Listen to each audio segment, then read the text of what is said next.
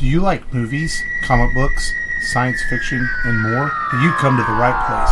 This is the Rebel Radio Podcast. You can find us at therebelradiopodcast.com. Follow us on Facebook, Instagram, Twitter, and join our Patreon for just $2 a month where you get exclusive episodes. Thank you for listening and enjoy the show.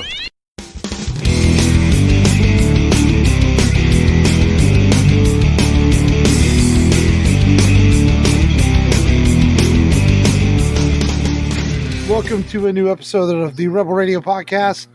This is Mark. This is Matt. This is Long, the barkeep. I was betting on Bouncer. Well, too obvious. Too obvious. It is. Yeah. It is September 11th, 2020, the day we're recording this, which of course is an important day in American history as far as remembering what happened. But we're also celebrating today because Matt, your birthday happens to be today on September 11th, and happy birthday, old man. Thank you, sir. And, happy sweet 16. Yeah, that was funny. Matt finally turned 16. You know, he can't quite drink yet, but Long was gracious on the age. I'm surprised you didn't say 12. I would have accepted 12. Sweet 16 was funner. It was. It had the better ring to it. Did you get your first pubes, Matt? No, I'm still waiting on those. But it is your birthday week, man. So you got to pick the movie today. You got to pick the movie today that I swear to fucking Christ, I'm going to kill you for one day. Not really, but this was a hard one to watch. But we'll get into that in a little bit. So other than work, it's weird having. It's kind of strange. Like Long, you kind of had your birthday before COVID hit. So, but it's kind of weird. It's kind of weird having a birthday post COVID. I know for me, I just stayed home and didn't do much, and probably kind of the same for you, Matt. Yeah, my mom was like, "Hey, what do you want for dinner? I'll order it for you, have it delivered." The wife made me a cake, and got me some ice cream and stuff, and we just had something here, and that was it. Yeah, but in some ways, I think maybe it makes you appreciate things a little more. You sit back and you think about it. So and by the time January rolls around again, though, Long, for your birthday, we may still be in the same boat, just kind of a minimal celebrating, depending on how the next few months go with the supposed vaccine and all that. We'll see. You don't need to celebrate my death. Whatever. No, I'm joking. Anyway, Long always bringing the good moods to the show. But we are going to have some fun today. We're going to have some fun with Matt on his birthday. Have some fun talking about this ridiculous movie that we watched, and make it an enjoyable show, regardless of the remembrance of September 11th itself. We're here to have some fun. So let's start the show like we always do with Download This, where we tell people what we watched, streamed, played, checked out this week. And Matt, since it's your birthday, I guess you get to go first. All right, I'll start with the disappointing event. I worked a Texans event. It was a watch party, and it's just I figured we were going to lose anyways, and of course I was not disappointed, but I was hoping to be disappointed, and we lost. But everyone had masks. Everyone was in a car. It was a pretty safe event, so I guess that's what games are going to look like for the NFL, at least at first.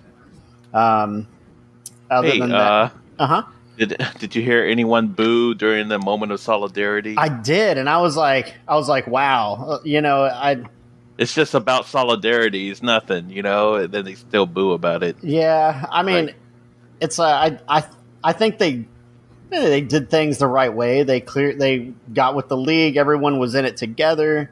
I felt like they wanted to do it as both sides wanted to do the same thing and be together, show unity. I really didn't have a problem with it. But hey, opinion it's as Kansas City. Yeah, like Dalton says in this movie, opinions vary. And that threw me off definitely. But other than that, it was it was an okay night, I guess, for what it was.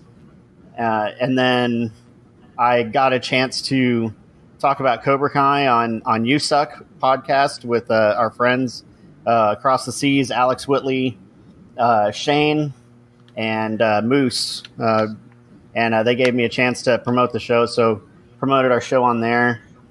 They were definitely cool to talk to, and they were asking me about tournament rules the whole time. And I was like, well, Taekwondo, it's different. You can't punch to the face. And they were asking about why Johnny's kick was illegal. And I referred just back to the movie. I'm like, well, the ref says no kicks to the face.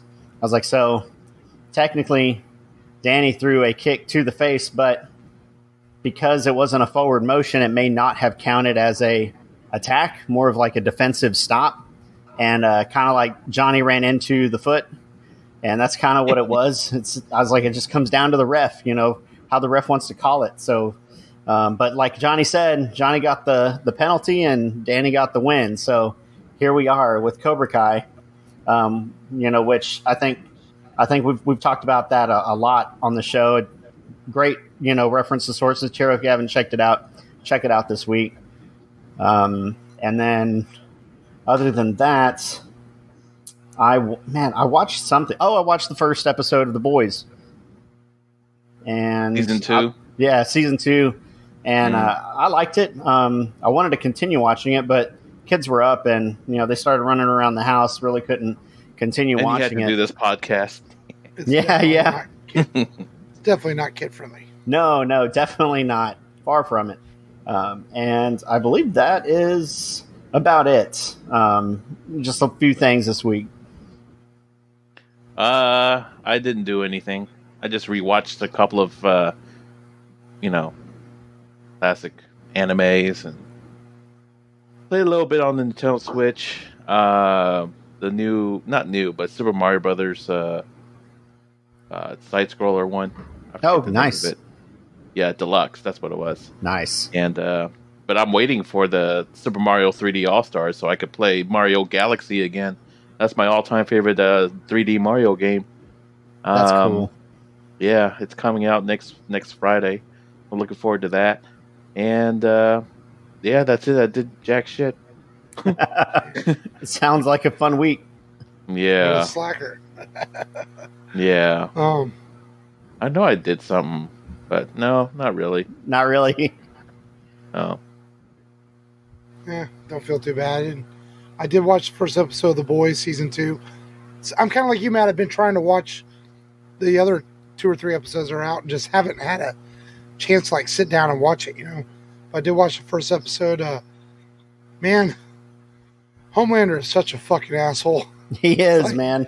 I mean, you're only 9 episodes into this show, and you're already ready for him to get what's his when it comes.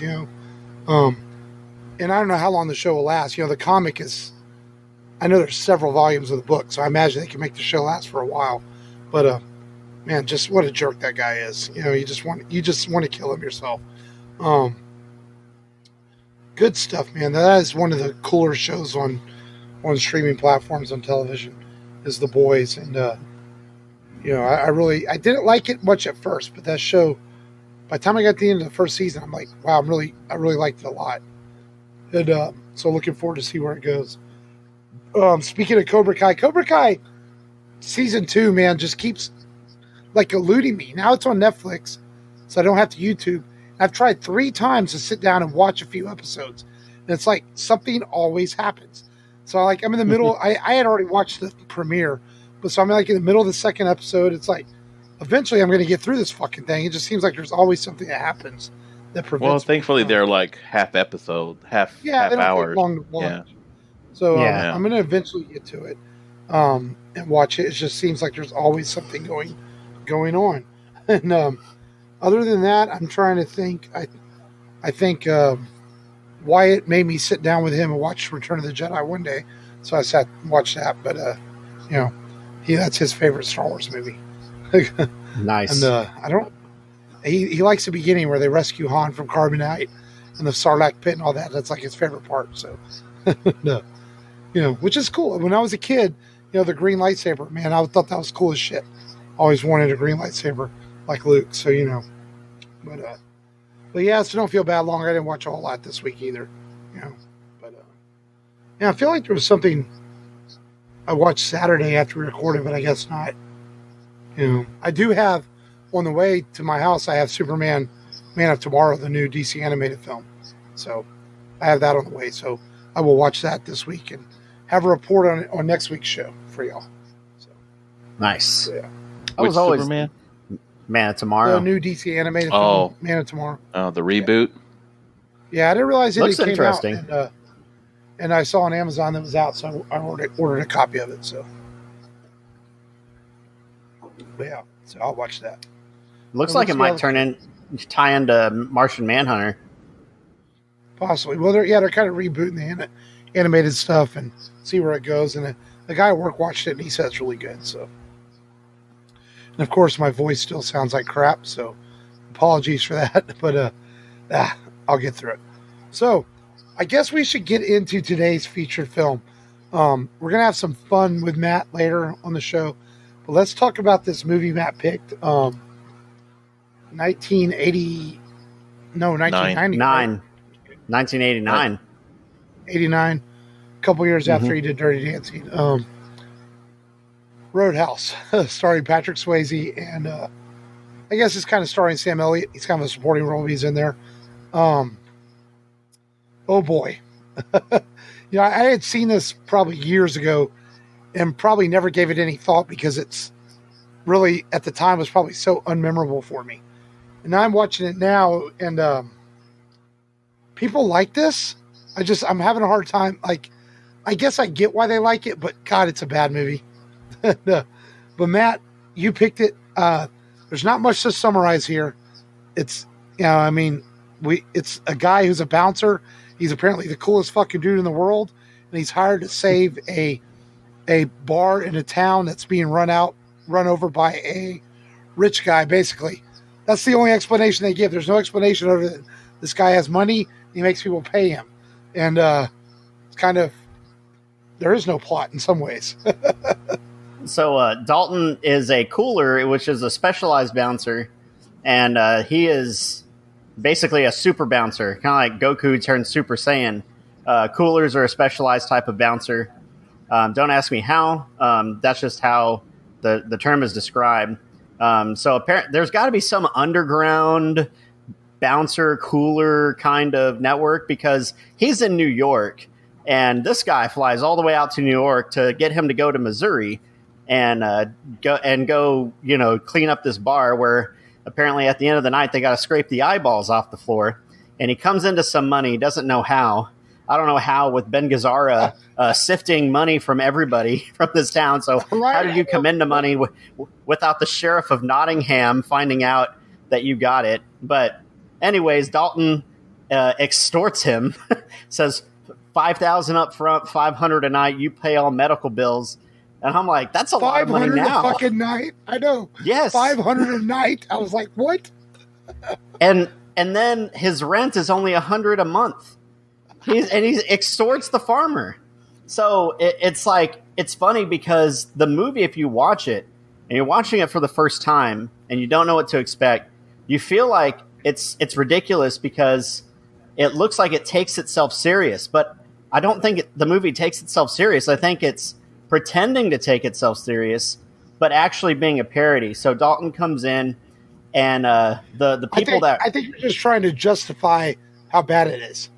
No, I'm trying to analyze what the movie may have been because a woman wrote it, and it's got all these overly zealous macho men. So I think there was something going on there where she's like, I'm just gonna like make these men and these macho men superfluous and and just larger than life. There's nothing to prove that, but that's my theory. Just from what I've researched. Every bad guy, they must have went down to J.C. Penney and bought a bunch of blue jeans and a bunch of button-down shirts. Because every bad guy has the same. Not every bad guy, every good guy too has the same fucking outfit on: blue jeans, boots, and a button-down shirt. It's like that's the outfit. That's the outfit for every male in this movie.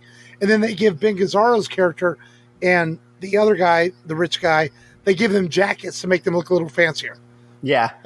Yeah. Like, we'll give them a jacket. And then you've got Pamela Anderson's stunt double, going over there.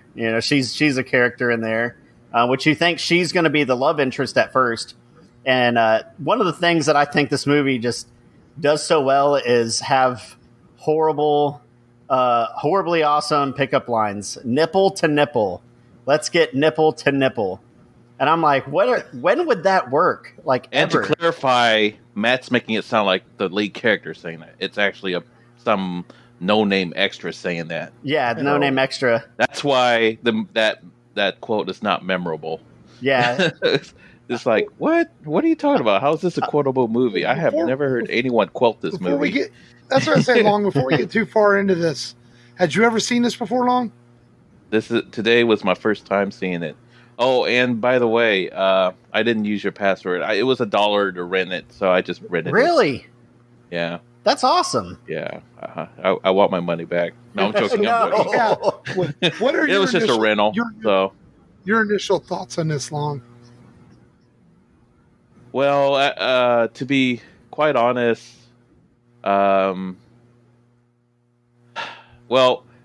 let me backtrack a little bit. Hey, it's like one of the bouncers that are in the Double Deuce I recognized immediately was Terry Funk, legendary wrestler from the 70s and the 80s. So I was like, oh, okay, I know that guy, Terry Funk, who got fired on the first night of the Dalton's night.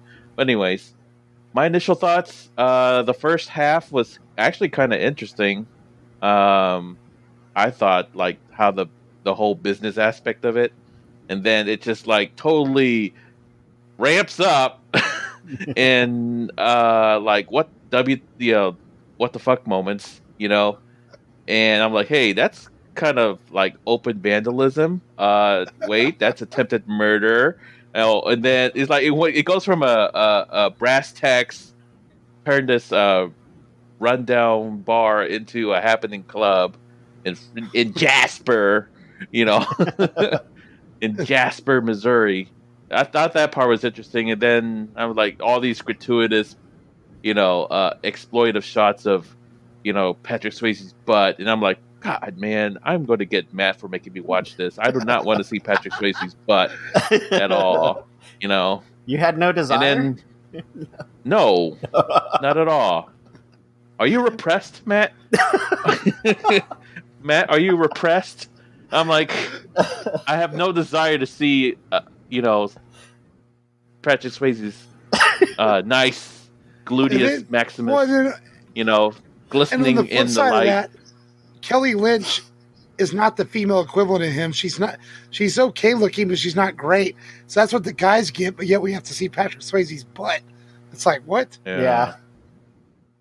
But anyway, so it goes from a kind of a straightforward, fix 'em up type movie into a freaking political intrigue of crime and murder and arson, and I'm like, okay, this is a total left turn here in the middle of the movie. Where are the police in this town? I guess you assume the Gazara's character bite them all off, but there's no police in this town at all. It's like until the end. Well, yeah. If you think about it, right? They conveniently show up. This is basically a conservative's wet dream. No law whatsoever.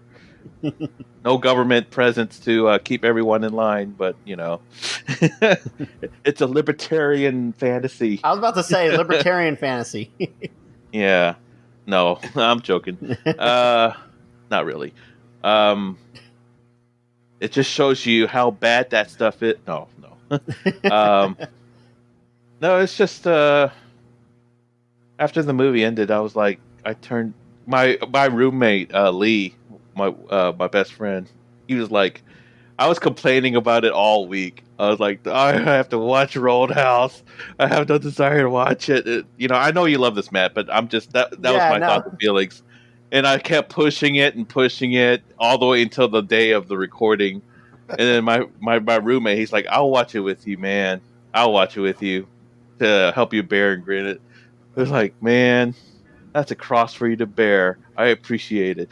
So me and him, we watched it together because he's seen the movie before I have, so he knows what to expect.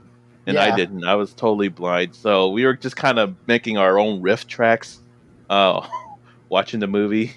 And it was quite funny. I think the funniest comment we both made about it was it, "Wow, these women sure have a lot of plastic on them." Yes, tons of fake boobs. Yeah, it was like 80s fake boobs too. They're like, that the 80s was the first decade of silicone breasts, and you're like, look, first gen, and it's like they look like they're hard as rocks on the chest, but I'm not trying to sound like I'm being exploitive or anything like that. No, you're what right. It looks like. It is very 80s. It's got all those elements. The 80s big cars. hair. Dude, everyone has a fucking mullet. A mullet. Yes, everyone has a mullet. It's like, Jesus Christ. Yeah.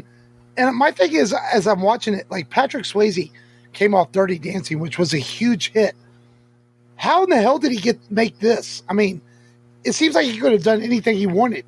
You got Mel Gibson out there making fucking Lethal Weapon, and Patrick Swayze got talked into making this, and I'm like, how?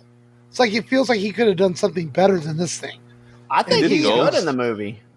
He did Ghost right after this. Yeah. 2 years later.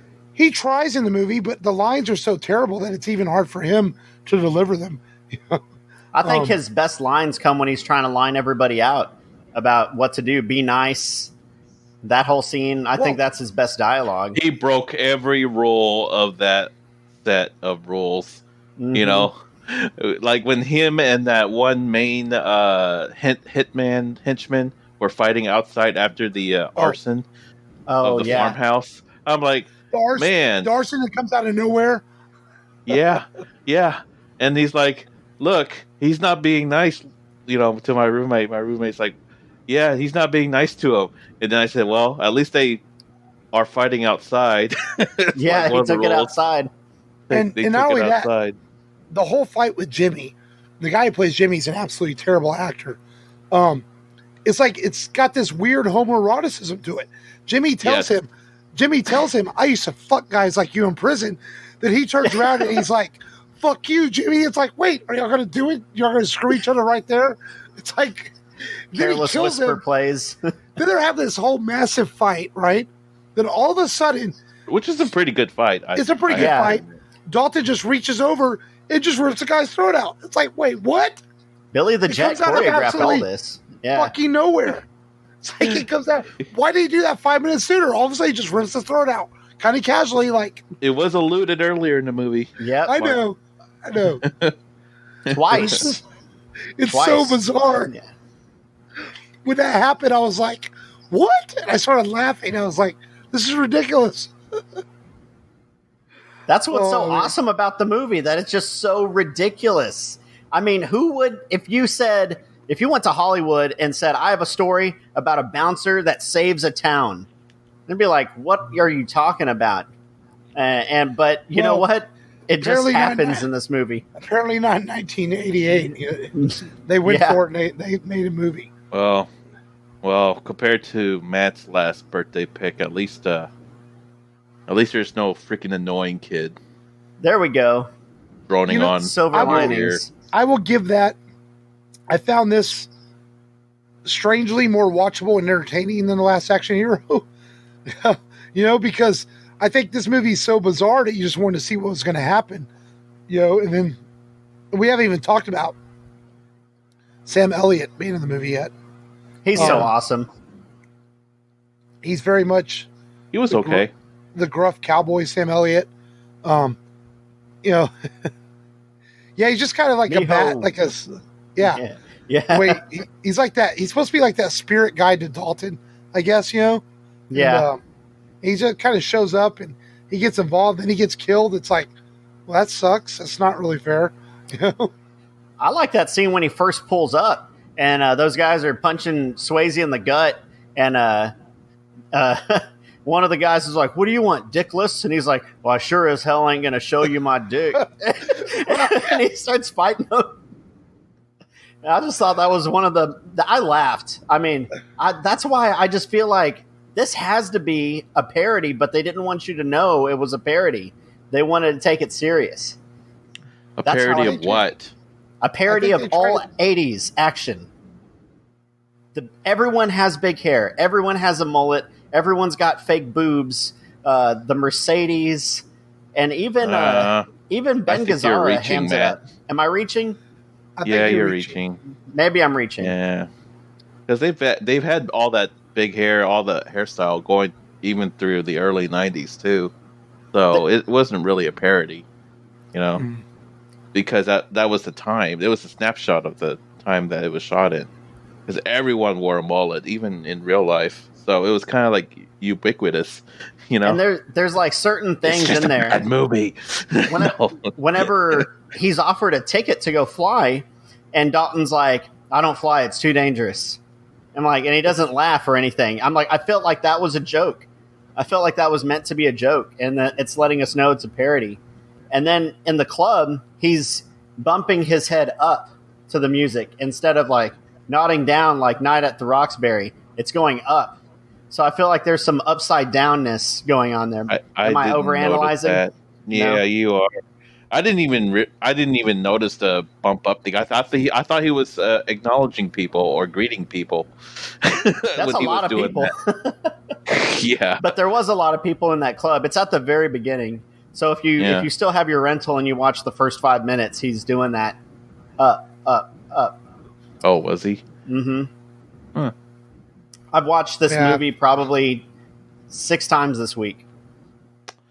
What? Wow. Yep. You need more to do. You really like this movie, huh? I do. I'm not. Why do you like it? Why do you like it? I saw it as a kid, and I just remember thinking Patrick Swayze was just a badass, and I feel like he is a badass in this movie.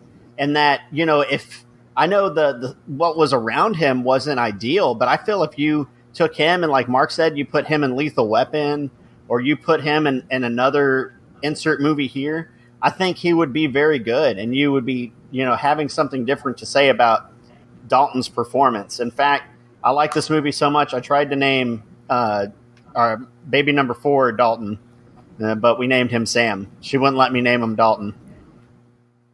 Well, I'm trying to think of a movie that I liked as a kid that no one else likes now. My thing about this movie, though, too, is it's like if they took a few minutes on the script of this film and worked out a few small things, you actually could have had a better plot in this. I mean, you're not going to change the acting or any of that probably, but like maybe a little explanation as to Ben Gazzara's character, a little explanation as to how he came into money, a little explanation as to where the police are. Just those few little things might have made this movie a little more complete, make a little more sense. Actually, you know what? I think the way the movie progressed, the first half was what was supposed to be, a brass tacks type movie from loser bar to successful bar, and then I think studio interference execs came in and said, this movie's a little too boring. Let's throw some action in here. Let's throw some unnecessary drama and ramp up the excitement. It feels like studios meddling kind of came in and said, let's turn this up a little bit. Maybe so. It feels like a character type driven movie, and all of a sudden, halfway through, when they started introducing all the villain and his henchmen, in that first big brawl in the Double Deuce, it feels like a different movie from that point on. Yeah, you know what? You're right. Because I mean, even in the beginning, there's the ridiculous stuff like the guy who's like, for $10 each, you can kiss them.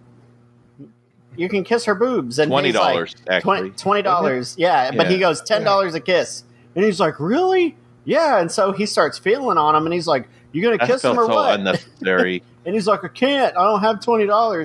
That was such an unnecessary scene. It's so, I'm like, ugh. The 80s. Yeah. It's very unnecessary and very cheesy. And that's why I was like, this is just a little uncomfortable ridiculous to watch, too. Yeah. By the way. Kind of uncomfortable. I hope you felt a little uncomfortable to watch. Yeah. Unless you're looking at Jackie and you're like, hey. I'm looking at you. I'm not looking at her. Yeah. We all do that. Well, but, yeah. One thing, at least, to save on the budget, a lot of the actors actually did a lot of their own stunts in this movie, which I thought was interesting. And and tried to choreograph the fight scenes the best they could. So that's kind of, I guess, cool. Well, Benny the Jet helped choreograph. Right, he helped choreograph. But yet, at the same time, you can see a lot of the thrown punches in this movie, too. They don't do a very great job of covering it up. It's like you can tell. They choreograph it to an extent where you can tell they're not really hitting each other on some of the scenes. Yeah, all the angles are wide, so you can see everything, and not much hiding room. Another thing is, I told Long last week, this is the movie that caused Patrick Swayze to not be able to do Predator 2. He was all set for Predator 2 until this movie got him injured, and he couldn't. Oh, really? Yeah, he couldn't. That would have been such an interesting movie. They would. I think his career may have taken a different turn. But he kind of went back into that pretty boy thing.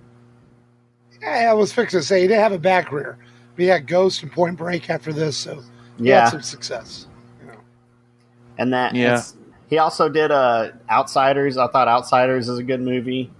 That was in the 80s. Red Dawn. Early 80s. Well, just before this. Totality of his career. Yeah. But yeah, I think another guy that was gone too soon. We both lost him and Ben Gazzara to pancreatic cancer. Swayze in 2008 and Ben Gazzara in 2012, which this is our second movie featuring both of those characters. 2009 was Patrick Swayze. 2009, sorry.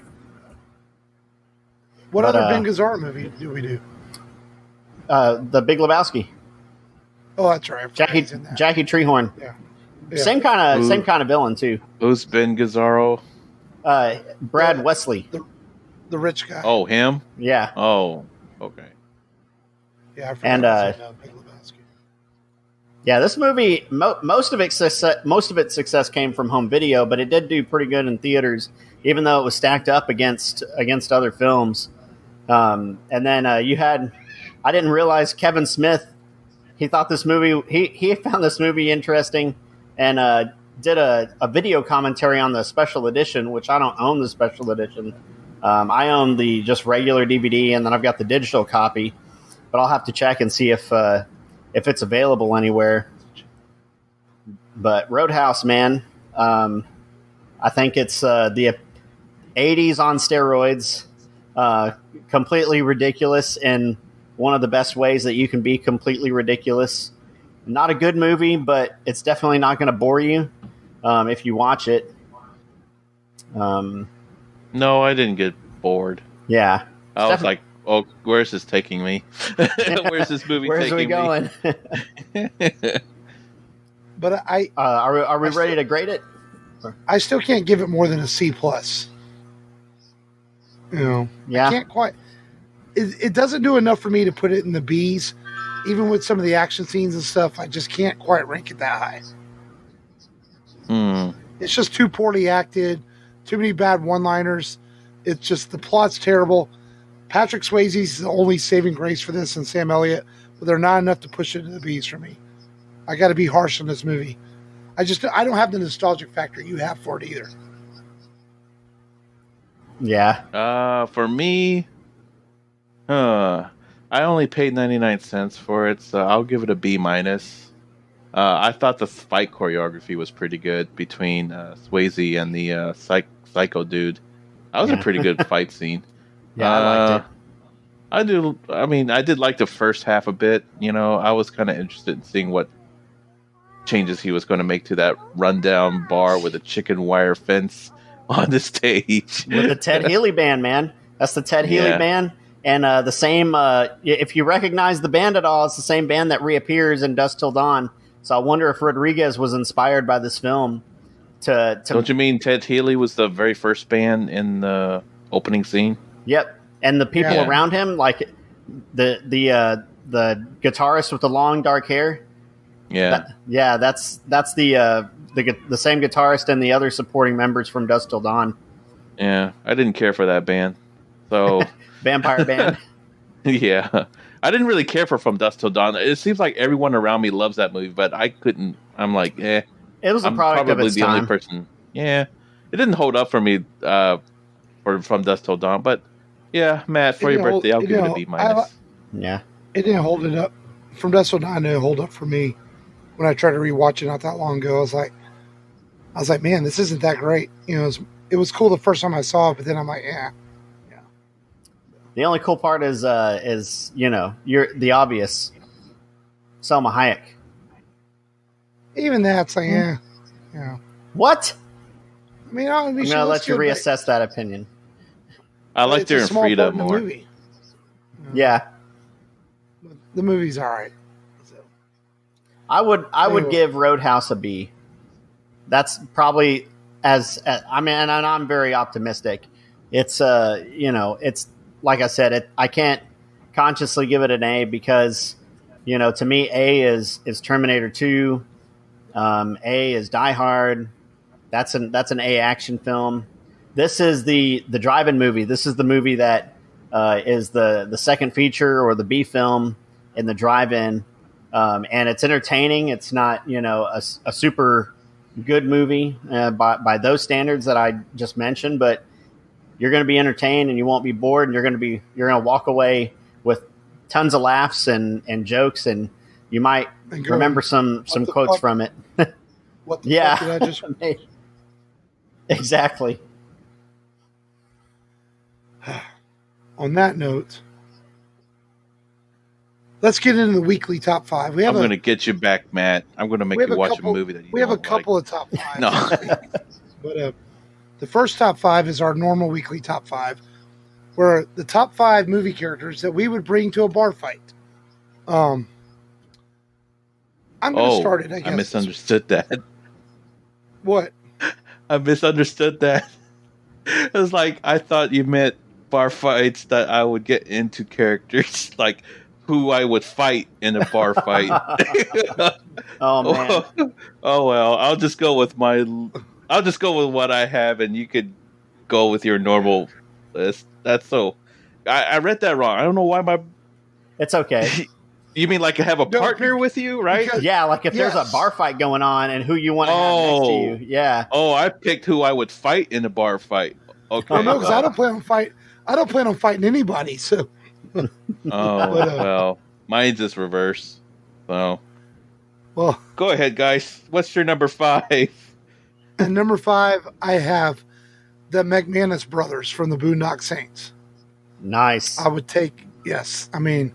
There's a bar fight in the movie at the beginning, and it's kick-ass, so I would want the McManus brothers by my side in a bar fight. That's my number 5. I wanted to give an honorable mention first, too, because I 2 weeks ago I watched Once Upon a Time in Hollywood finally, and I think Cliff Booth would be badass in a bar fight. He just... Oh, your connection's going bad. Mine? Or is that just me?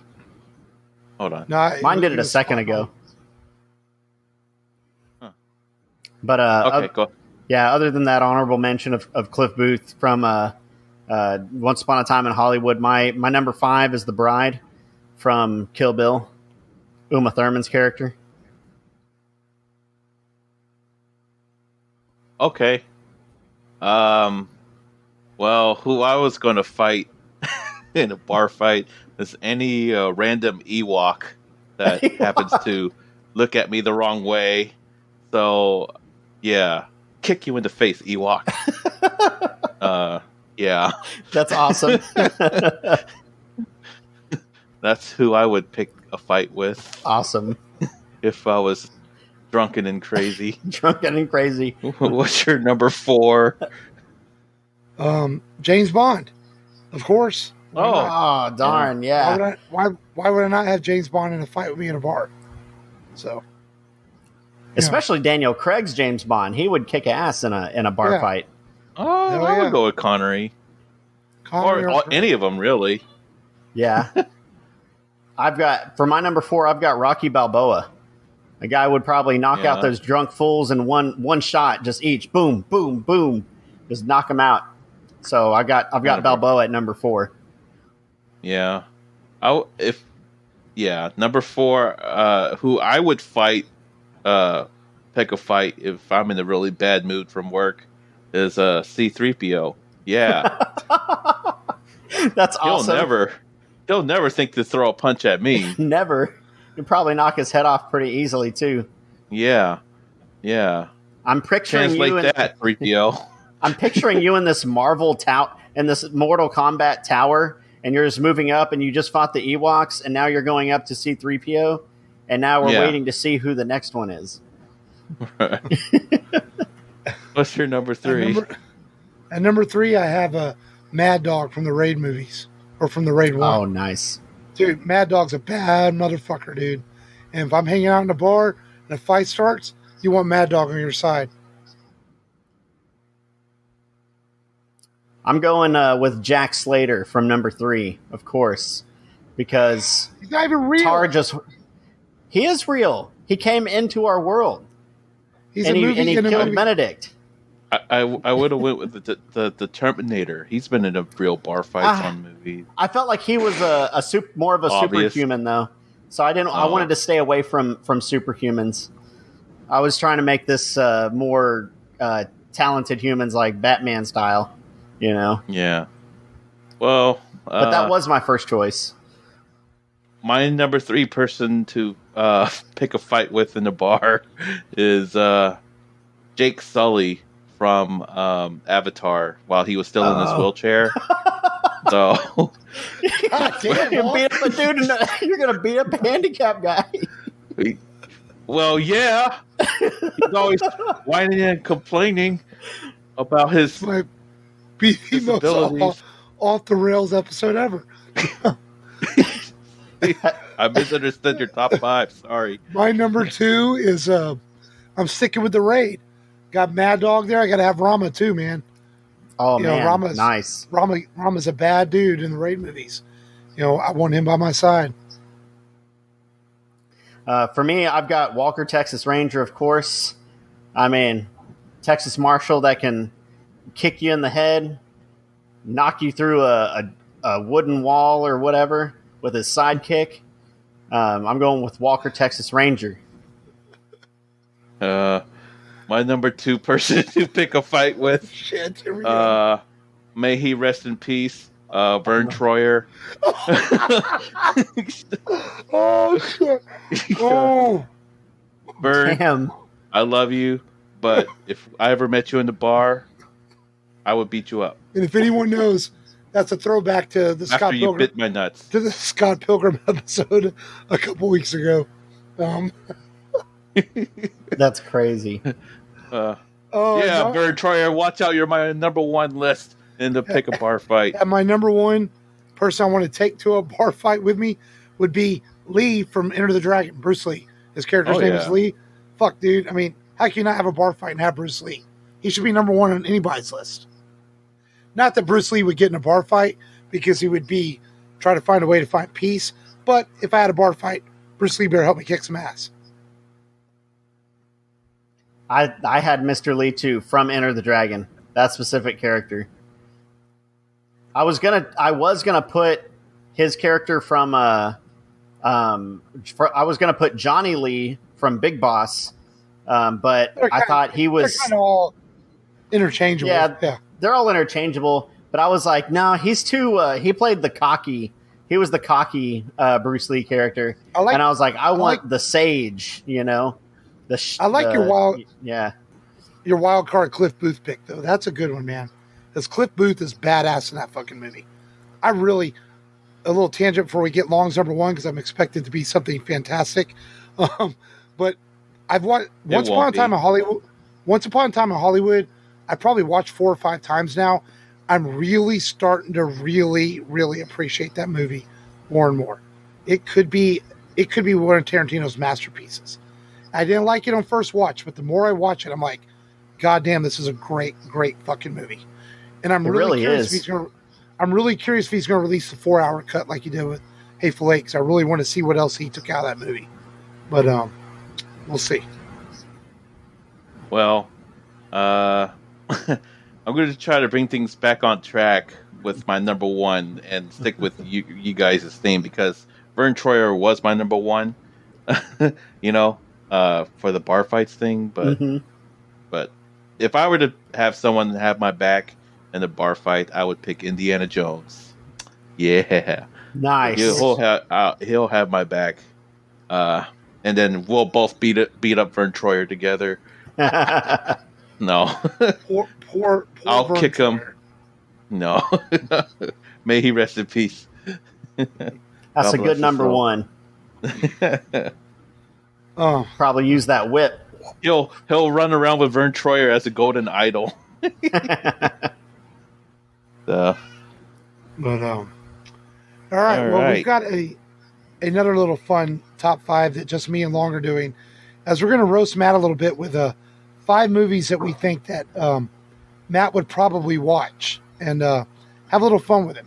I'm not sure how you approach this, Long. I approach it a different way, so we'll just play off of each other. I'll let you start it, Long. Number 5. Matt seems like the kind of person that likes to watch Citizen Kane. I don't know. I know that movie is beloved, but I'm like, well, I didn't like it. Maybe that's something that Matt might like. I've been meaning to watch it. I haven't seen it yet, but it's I think it's free on Netflix or Vudu. HBO Max, maybe. HBO Max, maybe. Yeah. So maybe I will watch it. Now I have to watch it. He put it as top 5. I need to watch it now. So I can tell that me and Long took different approaches to this, and that's okay. Because I went with movies that I feel, knowing Matt's personality. These are movies I want Matt to be tortured by, and he'll probably like. That's my these angle. Are just movies nice. These are just movies that I assume Matt would watch. And at number 5, I have Freddy Got Fingered. Because I figured a movie that Matt would go, what do you mean Freddy Got Fingered? That's a Matt movie. And Matt would watch it and try to figure out like how a dude gets fingered. Yeah, we might get a little X-rated on this part of the show. So, I have seen that movie, but only once. I saw it whenever it first came out. My number 4 that I would suggest, well, Matt's probably seen this. Well, yeah, he's seen this. It's Hercules in New York. I know it's a terrible movie, but I know he'll love that movie. Yes, so just for the bear that's fight. An easy pick. I've forgotten about the bear fight. Dude, I've only seen hilarious. it. I've only seen the original English dub of that movie, by the way. Yeah, when Arnold's all dubbed up. Oh yeah, over. Yeah, that one's no fun. Let Arnold use his voice. I like when he uses his own voice, even though he's trying his darndest to talk. Go ahead, Mark. At number 4, I have no idea what this movie is about. I just saw it on a list. It's called Whipped. Just feels like a movie Matt would watch to figure out, because we all know he's whipped by Jackie. And, it just seems like a movie. Why am I whipped? I need to watch this and figure out why. Whipped. I'm gonna have to figure out what that movie's about. I have no idea. I just saw it and listened. So. Number 3 pick for me is that I would hope Matt would watch, and he'll probably like, is Plan 9 from Outer Space. Planet 9 from Outer Space? Plan 9 from Outer Space. It's arguably considered one of the worst films ever made. Yeah. I'm taking these notes down. Directed by Ed Wood. Yes. At number 3, I have Matt is always the first on the show to mention when there's boobs in a movie. So why would Matt not want to watch Showgirls? He would watch it and he would probably, laugh at the entire time and go, "Oh, I saw boobs," because there's lots of them in Showgirls.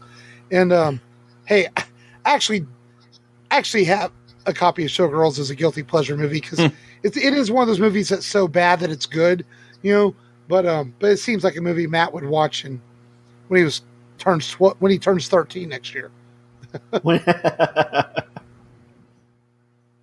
Well, my number 2 Matt movie that he'll probably watch with his family, and think it's a nostalgic gem, which it really isn't. But it's Care Bears 2, the movie. Oh my god! Hey, I can imagine Matt saying, "Hey, I found this really cool '80s animated movie from Hasbro. Let's take a look at it. It's Care Bears 2, the movie. It has to be Care Bears 2, not the first one. It has to be the second one because sequels are so much better." Yeah. So Care Bears 2, the movie with Matt and his family. I think he thinks he'll enjoy it. I think I had a VHS copy of this movie, Long. Oh, yeah? Yeah, I had one of them, and this looks like it might have been the one. Maybe. If it has a lion in it, then that's the one. At number yellow 2, lion.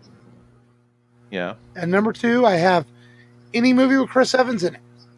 Anyone who's ever listened to the Rebel Radio podcast, over 200 and something episodes, Matt's got a strange man crush on Chris Evans, and he's going to watch anything and he's in. Patrick Swayze. Oh, just I haven't got to number 1 yet, Long. Don't you worry. Oh, okay. But well, definitely Chris Evans films.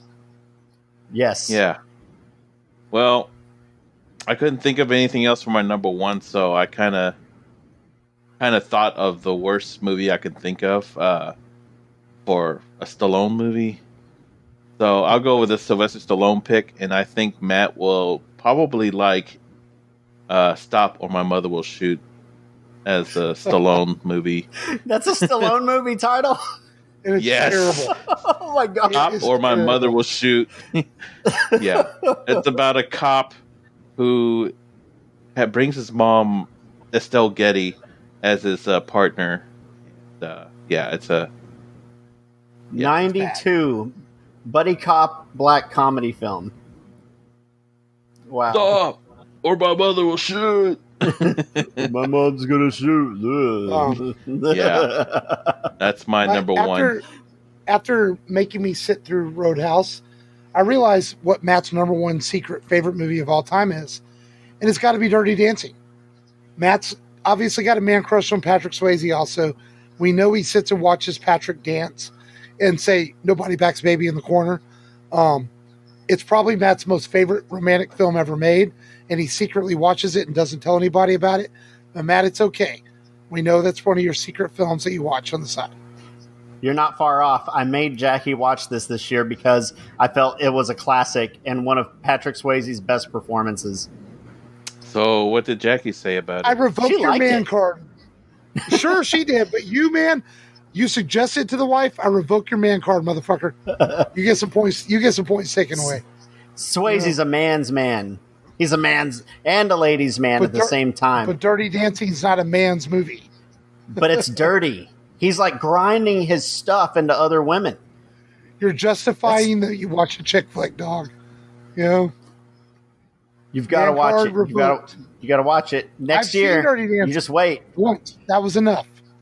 Man card revoked. Havana Nights are the original. Why are you punishing us? Why are you testing our friendship? I know, right? What did we ever do to you? What did we do to you, Matt? Man card revoked. Oh man, you guys are. Why are you punishing us? At least suggest Ghost or something. That's tolerable. It has some cool scenes in it. Yeah, we're giving you a pass on Ghost. On that note, let's do some news. Happy birthday, Why Matt, does he spit on our friendship? Thank you. Happy Sweet 16. Thank you, sir. Chris Hemsworth. We've Robert Downey Jr., Chris Evans, they are all leaving their parts in the Marvel Cinematic Universe. But Chris Hemsworth says he's not going anywhere, that as long as Marvel will have him, he wants to keep doing films. So I think that's kind of cool that he's committed to the fans to keep playing Thor. Because I do like him in the role, you know. And I think it will help the MCU moving forward, that we know we're still going to have a familiar face there. You know. Yeah, he wants a steady paycheck. That, yeah.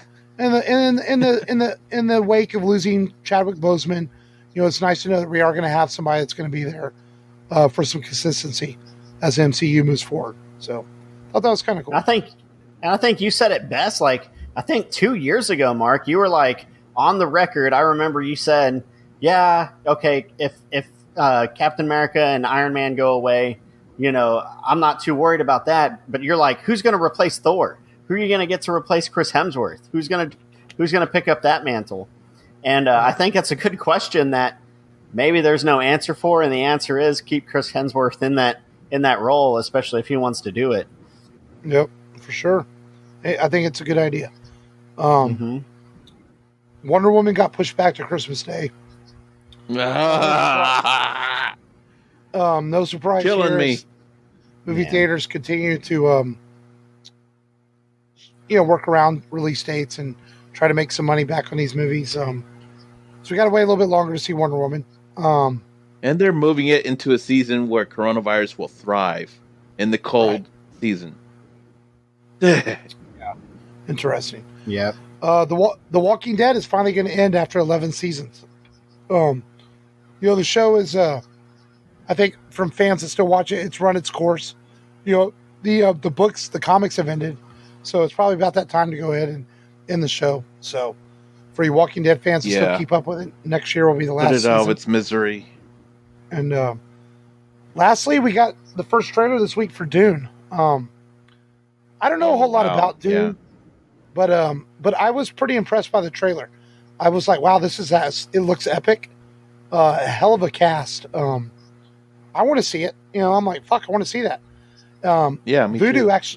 Voodoo actually has the original Dune on sale this week for $7. And I have $3 off. I'm thinking about buying it just to watch it because I've only ever seen bits and pieces of it. I've never actually sat and watched that movie. So I might buy a copy of it and watch it. And y'all's thoughts on the Dune trailer from Denis Villeneuve? Yeah, I thought it was pretty epic.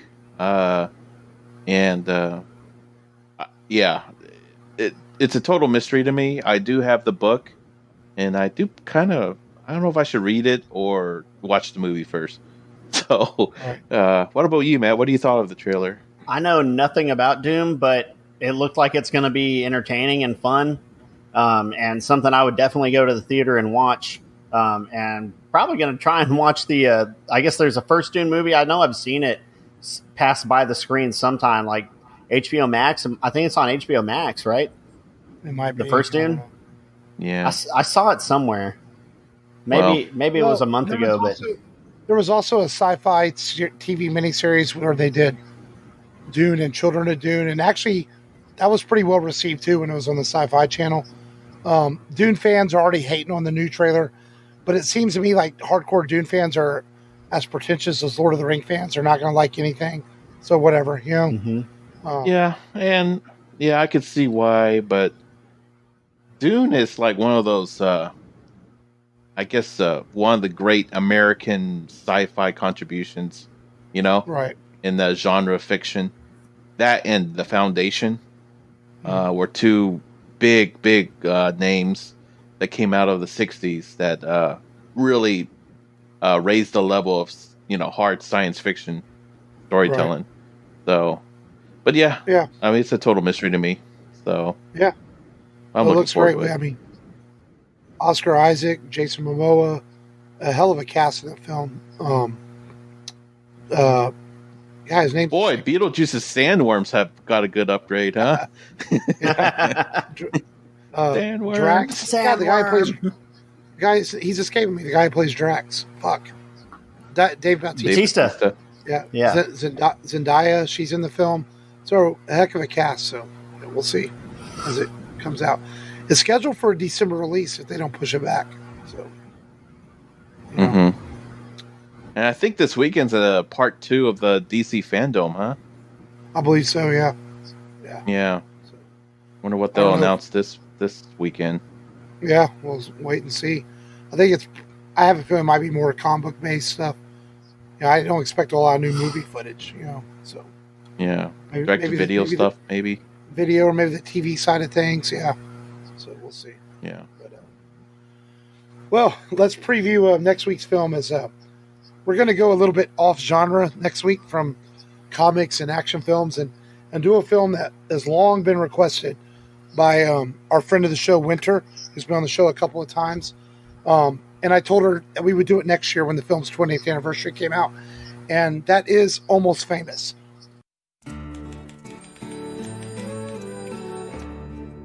Hello. This is the music editor at Rolling Stone magazine. Is this William Miller? Yes, it is. I think you should be writing for us. From Cameron Crowe, writer-director of Jerry Maguire. If you're going to be a true journalist, you cannot make friends with the rock stars. Just make us look cool. God, it's going to get ugly, man. They're going to buy you drinks. Don't take drugs! They're going to fly you places for free. It's Bowie! You're going to meet girls. We are not groupies. We don't have intercourse with these guys. Just blowjobs, and that's it. Hey! name? Man. On the road with the band. Your mom called. Rock stars have kidnapped my son. Spirits run high. There's acid in the beer that's in the red cups. How do you know when it's kicked in? I am a golden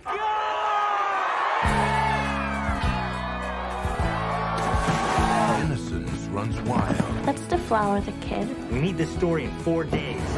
Your time has come. And there's more to write home about. Can I speak with William, please? Is this Marianne with the pot?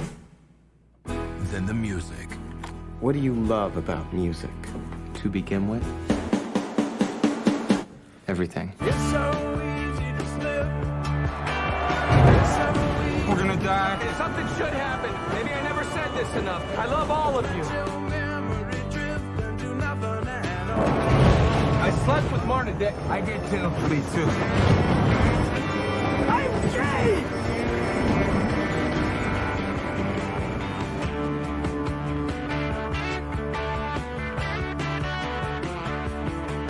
Don't you have any regular friends? Famous people are just more interesting.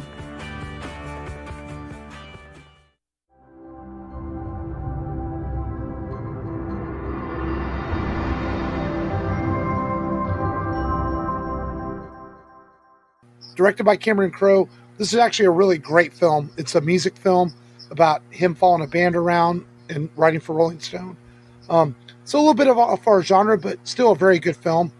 And I think it's going to be fun to watch again and talk about and get into talking about music and things and reasons we may love music. And I think it should be a fun movie to talk about as a requested movie from one of our friends of the show for next week.